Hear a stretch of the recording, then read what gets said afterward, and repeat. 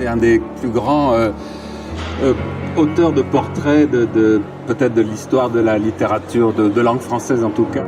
Monsieur qui s'appelait le duc de Saint-Simon, qui a vécu à la fin du règne de Louis XIV, puis après, dans les années après, et qui a décidé à la fin de sa vie d'écrire des mémoires où il dirait absolument tout ce qu'il avait pensé et vu à la cour du roi Soleil.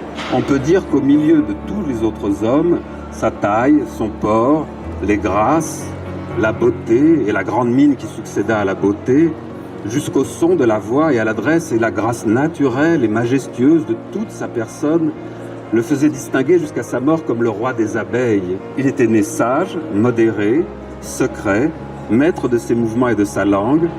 Le croira-t-on, il était né bon et juste. Chamfort était un auteur de phrases comme ça. Je me suis brouillé avec deux amis, l'un qui ne m'avait jamais parlé de lui, l'autre qui ne m'avait jamais parlé de moi.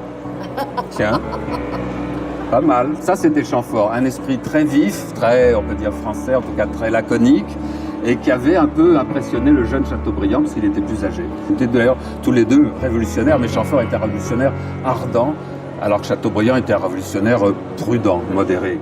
Chateaubriand a fait deux portraits de cet écrivain Chamfort dans sa vie. Un premier, juste après l'avoir connu, après la Révolution, qui est très chaleureux, et un deuxième, dans les Mémoires de Tautron, qui est très très dur. Et alors que c'est le même Chamfort de la même époque, mais c'est lui qui a bougé en 20 ans, qui a bu de toutes les mêmes idées, qui regarde la Révolution de façon beaucoup plus sévère.